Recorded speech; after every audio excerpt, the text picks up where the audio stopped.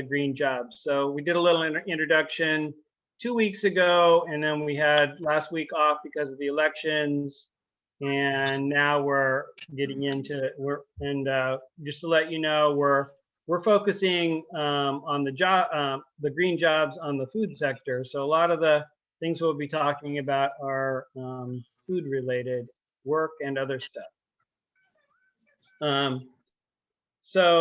Tadrika, looks like you're here, so that's wonderful. Okay. Welcome everybody. We'll go ahead and get started.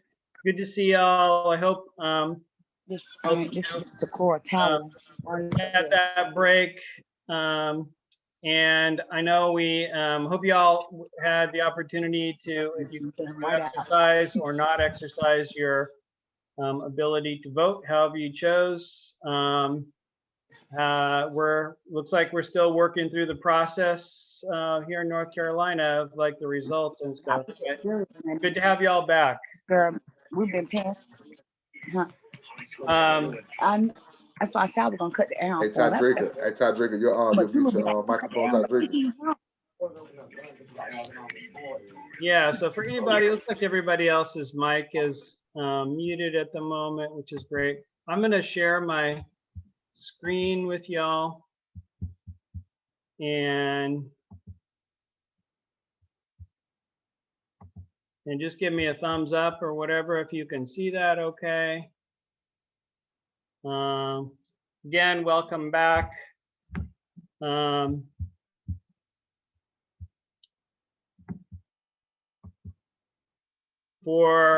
Just to give you kind of an overview of what's going to happen this week, we're talking again about food production systems, and then and we talked last week about the industrial kind of conventional food system, which kind of dominates, and then more sustainable local food system, which is, and then we'll look a little bit about their health and justice, the effects of the consequences of two on health and justice issues.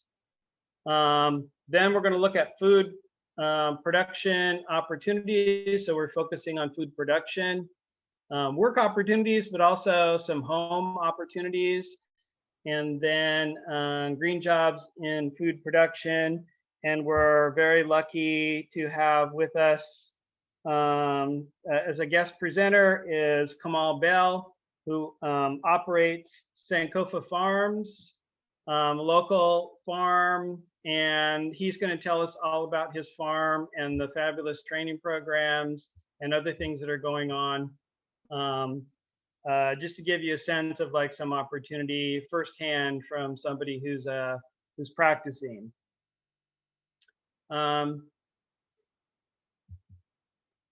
So initially, I'm just kind of gonna go over things with you related to food production, and then talk about the two different food systems a little bit, and look at again some of the health and justice issues related to both. So we talked last week about moving from a linear system where there's sort of a dead end when we get to waste and everything drops off, to a more circular system, something that aligns more with how nature works. And this week, we're focused on food production, so the production component. And I'm also including in there not only like growing food, but also processing food, because a lot of the foods we end up eating, many of them end up getting processed in some way before we consume them. So that's part of food production. So if you remember last week, we talked a little bit about the industrial systems or conventional agriculture. And some features of that are that it usually involves growing single crops in fields on large scale, a lot of mechanized production, so use of tractors, combines, things like that, and plowing of fields. They plow the field to aerate the soil and to plant again. The use in some cases, or actually in many cases with some crops, of genetically modified seeds, chemical inputs for fertilizer, for pesticides and herbicides. And then the main crops that are grown that are use this system that we use a lot in our food system are corn, soybeans, sugar beets, canola oil. And you'll find that these, if you look at the labels on a lot of food packages, you'll find that these products are used a lot in different foods and done in things in different ways. From a perspective of animal production, there's a thing called CAFOs, which are concentrated animal feeding operations, where there's a large number of animals, livestock, all put in very confined spaces. So I got a couple of pictures of pigs and chickens, because these are things that are produced, or there's a lot of livestock in North Carolina related to pork and chicken production that use these concentrated operations.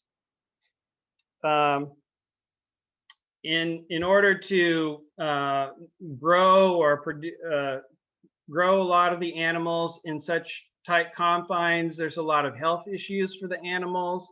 So they use a lot of antibiotics in the animals to keep them healthy as they're growing, and also growth hormones so they grow quicker and they can turn, for example, get chickens out quicker to market. So you see that there's different ways of this industrial system is really focused on, a lot of high production, high turnaround, getting food out to market as quickly as possible. And I want to contrast that with the sustainable food system, which is really more about smaller farms, less mechanized production. Oftentimes the ground is not tilled up because the soil's not disturbed to keep the life in the soil and the soil systems together, and they're not disturbed. Use of cover crops to keep the soil covered, to keep the nutrients in and the soils in the ground instead of running off. Really a lot of diverse seeds. So there's all kinds of different plants growing, and sometimes in cases growing together instead of one crop in a field. Even heirloom seeds, which are seeds that have been grown for generation after generation. And that creates a lot of variety. And of course, if you're organic or do organic practices, even though you might not be certified, you're not using chemical pesticides, things like that in your production. And oftentimes the plants and animals are integrated together. So just shifting over to raising animals, instead of being enclosed confines, pasture-raised animals, free range, grass-fed cattle, no hormones or antibiotics. And then, like I said, oftentimes the animals and plants are integrated together. So you can use like the manure to fertilize the soil of your plots created by the animals. Okay, so I wanted to focus on some consequences for health and justice. And this is mainly focused around our industrial food system. And one of the things to think about is the health of workers. So, and that could be from anywhere from workers who are working on farms to pick the crops in the first place.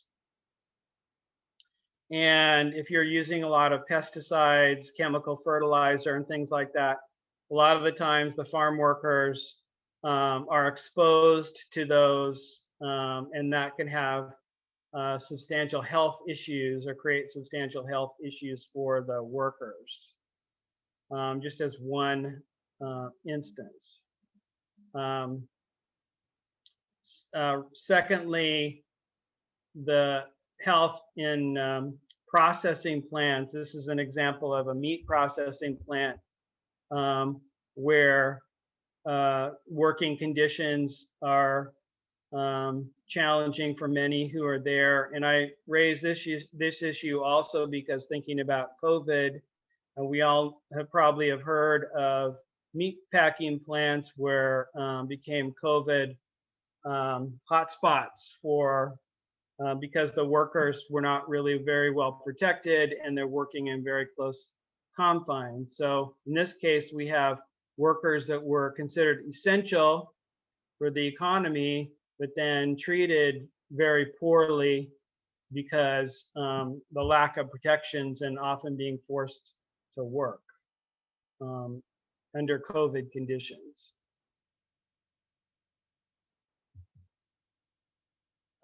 Other health consequences, as I mentioned with the industrial system, it ends up producing a lot of processed foods, so packaged foods. And there, if you go into a grocery store, there's a huge variety, or it looks like there's a huge variety of products, but if you look at the labels and what they're actually made out of, a lot of them are produced from a lot of highly refined foods, a lot of the foods that are grown, the single crop industrial food system like the corn, the soybeans, sugars. And then the picture on the right there is just about fast food, similar. And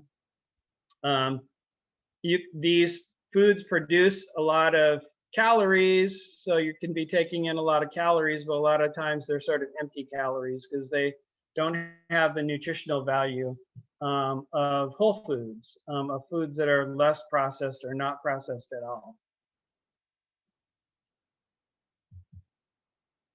And then the third consequence is about environmental health. The industrial food system can lead to environmental degradation. So you see the quality of soils gets poorer and poorer. We've lost a lot of topsoil that gets run off. And actually, a lot of the pesticides and fertilizers and things like that, if you look at the Mississippi River, a lot of that has flowed into the river and then down to the Gulf, and it's created dead zones in the Gulf where there's almost no life lives. So there's some big environmental consequences for the industrial food system over time. And then you may have heard about the loss of honeybees and pollinator bees, the collapse of colonies related to the industrial food system, probably related to use of some of the types of pesticides that they use on fields. And that is causing the overall biodiversity to be affected. So a lot of species, we're losing a lot of species, especially a lot of key ones that pollinate our plants.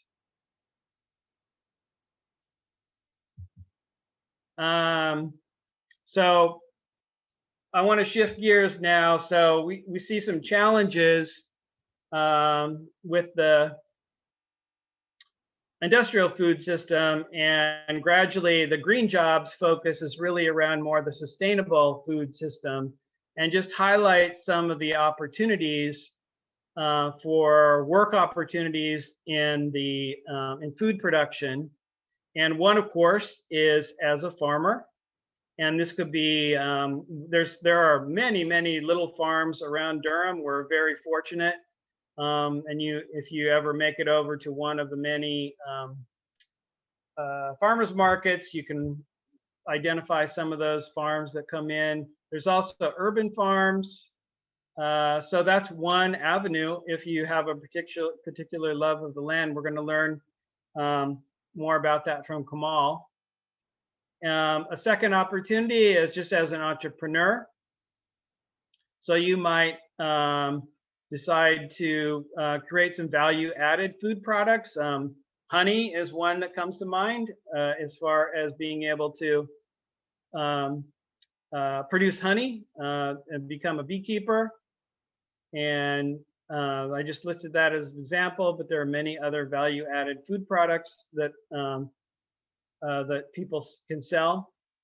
And the third is down below is just in terms of business opportunity as a nursery or some other business that supports farmers, supports farming, supports growing food, whether you get plants there or supplies or other tools, things like that. And that's an opportunity as well. And then finally, maybe you're not really looking for an opportunity to work in food production, but maybe there's opportunities just to start your own garden. So home production is an important thing to consider, just if you're interested in your own health and you have some opportunity to create a small garden or do container gardens like those on the right, you can grow some of your own food and not only produce healthier food, get into these practices, but also maybe lessen some of your costs so you don't need to buy these at a grocery store. You can produce them yourself at home. And we are really blessed in North Carolina because we have an opportunity to grow things nearly year round. And in some instances, if we have a mild winter, we can grow things year round. Tom, question. Yeah.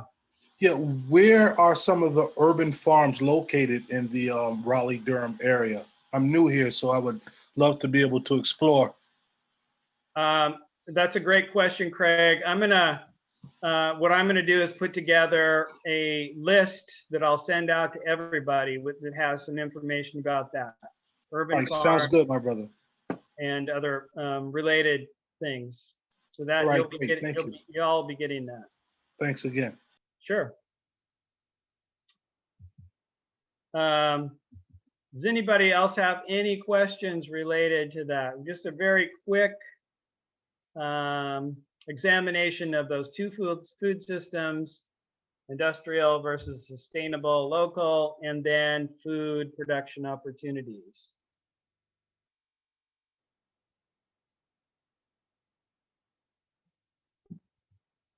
All right. If I'm gonna turn things over to our guest presenter, Kamal Bell, who operates Sankofa Farms. He's going to tell you about his farm, work opportunities there, his programs. It's very exciting stuff. And I'm going to stop my share here because I know, I think Kamal has something to share and bring us all back together here. How's everyone doing? Can everyone hear me and see me?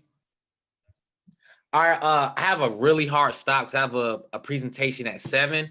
So I'm just gonna go ahead and jump into it because I did see some interesting points in the presentation. So let me just pull this up. So I'll put my contact information up here as well. Let me go ahead and pull this up. I started Sankofa Farms in 2016, and it was a way for, okay, they're trying to get me to pay for this. I started as a way to get students who, well, it's an educational component that gets students from the Durham area, Durham Public Schools, entrepreneurial and a farming background. But there's also another component where we start to get people who are affected by food deserts, healthy and affordable food. I want to zoom through this just because of my next meeting, but I'm from Durham. I went to North Carolina A&T. That's where I got my farming background. Farming doesn't feel like a job. It's a passion. I'm a certified beekeeper, and so are the 4 students in the program, and also my wife is one. So when we were talking about honeybees earlier, there's an untapped market for economic. It's just so much potential in that field for entrepreneurs to make money, especially when you have the certification, you can work with the bees.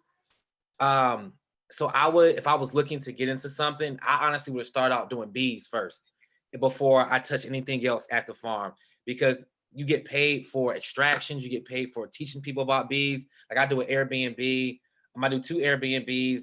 I catch bees out in the city. So these are all ways that you can generate revenue off of the bees.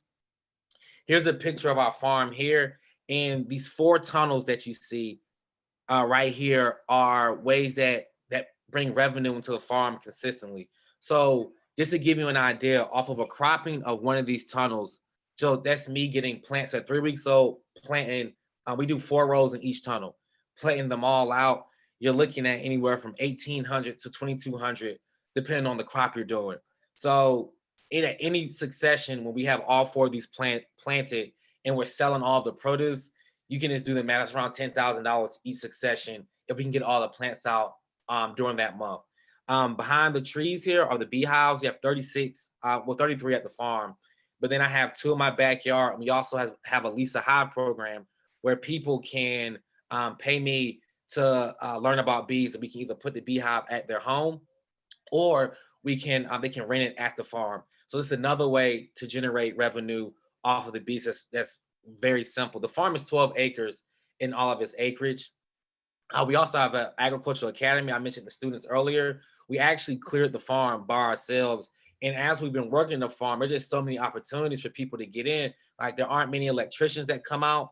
There aren't many farm mechanics. Really don't see those at all. Well drillers, every time, like they're literally backed up. If you call them now, they won't be out there for another 3 or 4 months and clearing the land. So these are all opportunities. Like once you learn the skill, you can implement it. This is one of our students. They learn how to build these structures here. So everything you see at the farm, we built except for the beehives. So they've learned how to build these, they're called caterpillar tunnels. And we're also working to, we're working on a hydroponic grant to teach them how to get into vertical farming. So these are just all, and the reason we're doing these things, because as we've gotten into farming, there's just all these opportunities that, especially Black people, just haven't been exposed to. So I'm just like, hey, I like farming. Let me go ahead and expose the students, and they've just grabbed the mentality and just learn how to do all of this. They also present. We get paid to present all the time. That's another, these are students, these are kids that have been there since they were 12-year-old, and they're just all just diving into and embracing the process. And here's just one, this is some of us, right, in this picture. And this was actually our first planting. And we actually did a terrible job, but we were able to sell the majority of the food for months. So this is giving you an idea, since the seasons are changing, we can plant now in around November, and then that will last us all the way until March when we have to transition out. So the plants grow slower, but it's still consistent revenue that creates a job for somebody at the farm. This is just the tunnels up close. We use a no-till method just to preserve the soil and the nutrients. So we actually till one time so that you take a machine and it turns the dirt over. And then like the black dirt that you see here is compost. So we get the compost dropped off. And then once we get the soil broken up, we make the beds that you can see in this house here. And then we put the compost on, and then we take one of these tarps, or you can see in this one, to suppress the weeds, and we plant. We burn holes in the tarp and plant in each one. And then that gives us consistent succession. Once we do this around 2 or 3 times, we don't have weed pressure anymore, and we don't have to till. So it's just literally us composting, plugging plants, and it's a real easy system. And also about this picture, the students took it. We have a drone. So my thing is, I don't necessarily want everybody to become a farmer, but once you leave the farm, you have skills to go into any field that you want to because of the concepts you learned at the farm. Here's another student. These are 3 of the students. They just went through the beehives. As I mentioned before, they're certified. and they've just embraced. That's the hand sign they're holding up is the Sankofa symbol. We have like our own culture there. So this is them. This is an example of how they embrace the farm. These are some of the things that we grow. Honey is a large commodity. Anything that we grow on this list can be sold as we found the market for it. It took us a little while to find the market, but there's even more markets out here. And that's something that we're looking into. Some people have 8 of those tunnels. Some people might have 12. So those are things that we're looking at doing. It's expanding the farm to provide opportunities. And the thing that I don't want to do is have somebody out there doing backbreaking work. So we're looking also to incorporate more technology so whoever's there gets that skill as well. And this is another example of how we're bridging the gap with them. This is what I'm talking about. We catch swarms of bees. We get a call, we go get them. This is us presenting at the Atlantic Fest. It's a real big festival in DC every year that we were bought there by Bayer Crop Science and RTP. We have a really good relationship with them. We do a produce drop off too. I'm at North Carolina Central. People can buy shares of our CSA. And then I will meet them at Central for them to come pick them up, give them like an hour window to come pick up the produce. It's another way that we've generated revenue at the farm. This is a student speaking. Like we get speaking, like I'm literally I'm in another meeting right now. I'm getting ready to jump off. We're literally in meetings all the time, just talking about the farm and talking about the vision and where we want it to go. So this is another big opportunity that the farm has. And this is me doing a TED Talk. And I actually did another interview today for another one. But this is just promoting the farm and getting the image out. So the students also get experience with public speaking because they, like you saw them on the platform in the suits, those opportunities are ever revolving for the students. And these are just some of our goals. And I'm going to breeze through this because the next slide is the most important. And we'll be ready to hire somebody in the springtime because 2 of our students are actually transitioning out. They've been there since 7th grade. And now we've gotten them to a point where they have the opportunity to go to college or they can stay at the farm. But we will be looking to hire someone in the spring, and I'll train you as well. And these are all the platforms we can be reached at. And I hope this is up long enough because I have to like hop off right now to get into my meeting at 7. But if you have any questions, please reach out to me on any of these meetings. I'm a millennial, so my phone's in my hand all the time. So if you just contact me on one of these platforms, I will make sure to get to you. And if I need to come back to answer questions, I will. But I just want to give you all a brief overview of Sankofa Farms. And it was a pleasure meeting you all. Thanks so much, Kamal. We really appreciate your time. We know you're a busy man and you got a lot going. So thanks so much for spending some time with us. No problem. Y'all have a great day. Thank you. Bye-bye. Peace, Kamal. Peace. Peace. Well, I'm sorry that we weren't able to spend more time with Kamal, but I would, and I will make sure we get the, thanks for putting the link to the website, and I'll make sure to get those other social media links. Feel free to, if you if you're unable to get a hold of Kamal, feel free to shoot me or put something in the chat now if you have questions, and I'll be happy to forward them to Kamal as well. But at this point, I just wondered if, again, I'm sorry that Kamal isn't here, but has anything that he said sparked your interest or created any questions for you, something that you'd like to learn more about, or something else that of interest to you? Had you heard of Sankofa Farms? Just curious. Yeah, I think it's located in northern Orange County, but he does a lot of work with here in Durham. Questions, thoughts? I'd love to hear what you're thinking about. It's interesting that he'll come get bees. I know that that's a thing that sometimes us homeowners deal with, where we get infested and we need bees taken out. I haven't run into that, thank goodness. But yeah, that's a great service.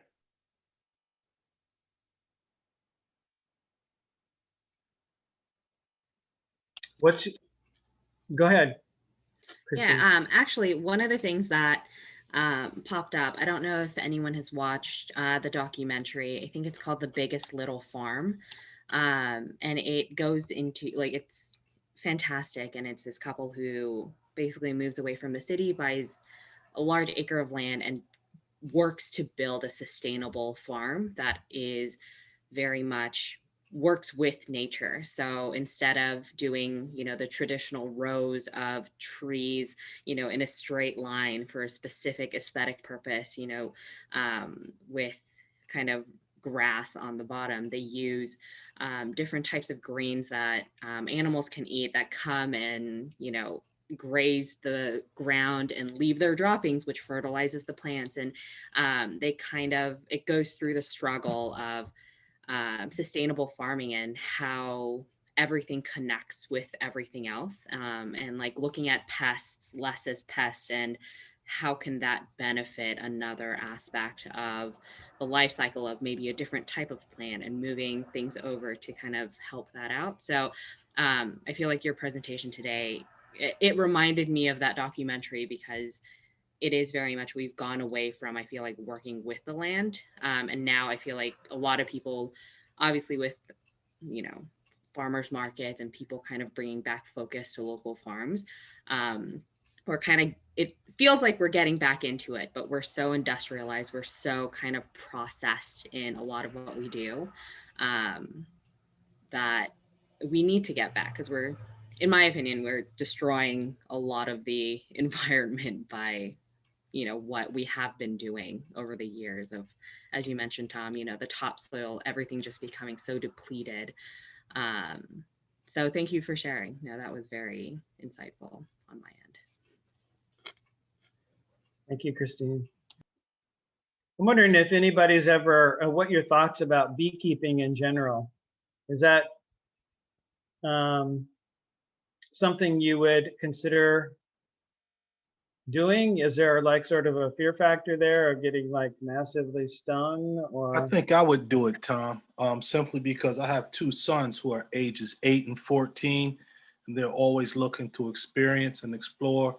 My 8-year-old is just a wild child, and my 14-year-old is like really, I guess, just conscious of nature, conscious of the world. So both of them have expressed interest in doing that, and I want to accompany my sons in whatever they're doing so that I can continue to learn as well. So I definitely would be up for that. Thanks, Craig.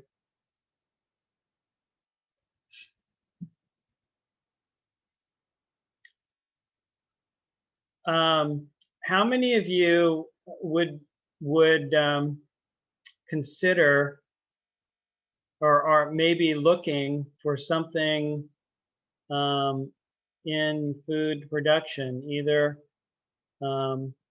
maybe not as a farmer, but as something you could do as sort of an entrepreneur, kind of a sidelight, or just in terms of maybe some of you already have a garden or you're interested in starting one.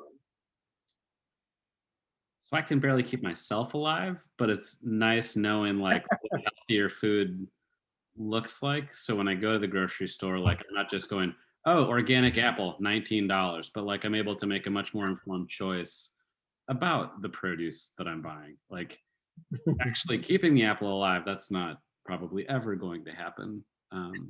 But at least being a more informed consumer to be aware of like what is the long-term cost of an apple that's 30 cents cheaper. And if I continue to invest in that sort of food economy, like not just me personally, but in terms of the community, in terms of North Carolina, and then, in terms of my own health, like what does it mean to put better things into my body instead of Twinkies or something? Before we left New York, not this summer past, but the previous summer, maybe 2 summers back, but I dug up a piece of my yard and just a small piece, but I started a garden, and we had radishes and lettuce and tomatoes and some other things. And we had fresh salad every night. And so it was a great experience. Plus, as a young boy, my mother and my aunt, they often had gardens, and I used to help them with the gardens. So I have some familiarity with this kind of stuff. So it's really exciting to learn about it or hear about it again.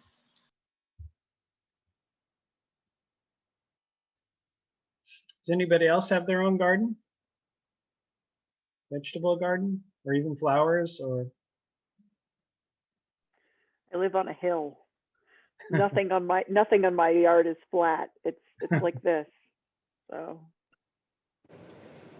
I've started one since I moved into my new home. It's not as flourished as others, but it's a beginner. That's great. What have you been growing, Janiqua? We do sweet potatoes mainly. That's great. A lot with sweet potatoes. You know, one thing that people do that if they don't have a lot of space, or maybe their yard, if they have a yard, or it's full of trees and there's not a whole lot of sunlight, but maybe there's some little spaces, is just to do container gardens, so that you just start with like a small container. It's amazing how much you can grow in just a little container if you get the right soil and the right space and you know, the right amount of water.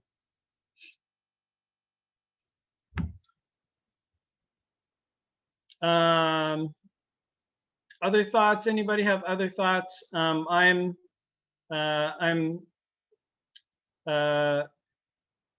was hoping that we could have Kamal with us longer, but I'm sorry that he had to cut his visit short. Other thoughts about food production? Anything that you're taking away? Maybe not, you're not going to go out and grow, you know, become a farmer or grow a whole lot of food, but any other thoughts just related to the two different kinds of systems that we use to grow food?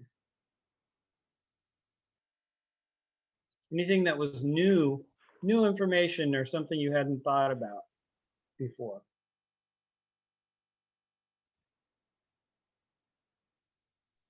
one of the interesting things to me was thinking about how far away my food comes from, right? It's one thing to eat fresh blueberries in November, but if they're flying in from Peru, that's maybe not a great choice. I completely made that up, but that's it's, you know, that's worth thinking about. Also, now I really want sweet potatoes.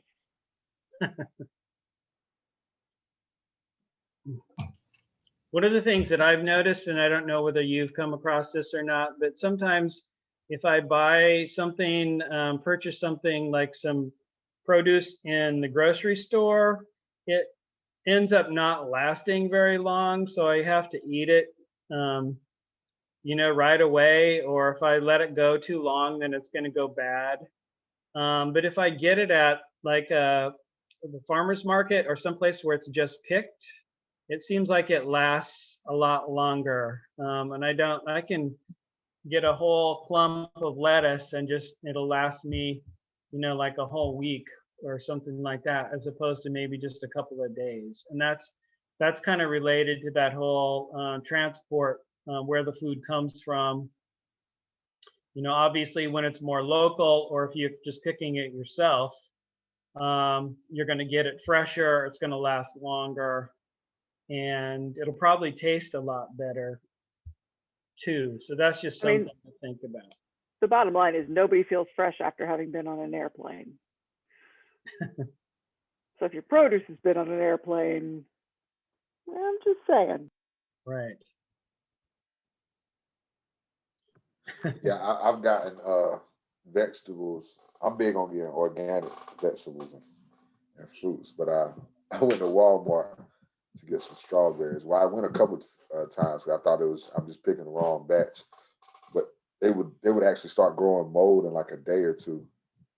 And then I go to a grocery store like Sprouts, and get the same fruit or vegetable, and it lasts me a lot longer because the fruit. Now I see like organic doesn't mean nothing. It's just the freshness of the fruit. I mean, it does mean something, but the freshness of the fruit is a big thing to look for. So I think going, like you said, going to the farmer's market would be the best benefit. Yeah, one of the things that they say about some of the like organic food or something like that, it's more expensive than, but then if you factor in some of these things like it lasts longer, you don't have to eat it right away, maybe taste better, it may be healthier. Some of these other things are ways of looking at cost other than just dollars and cents. Factor those into your thinking about what foods, and that's an important thing to think about in terms of if you're on a limited budget, but you also want to try to eat healthy and nutritious fresh food as well, just for your own health. So you brought up the idea of transportation of food, and so next week our topic is food distribution. So we will be looking at these two systems and contrasting them as far as like where our food comes from, and then also be looking at work opportunities with food distribution. And that's one thing that I have to say to close out, that with COVID and a lot of people not wanting to go to the spending less time going to grocery stores and things like that, and maybe getting food delivered. There's a lot of food delivery places that are delivering fresh produce, and doing so, like, for example, I volunteer with FedUp, and they deliver fresh food to a lot of the people that maybe usually can't afford that, or they're in a position where they're out of work or unable to interact or get out because of COVID. And also with the school system, any kids who are home, they're not at school. So delivering food to their homes when otherwise they would have been getting breakfast and lunch at school. So there's opportunities in food distribution as well. So if anybody else has any questions, thoughts, otherwise we'll close out and can send you back to the rest of your evening.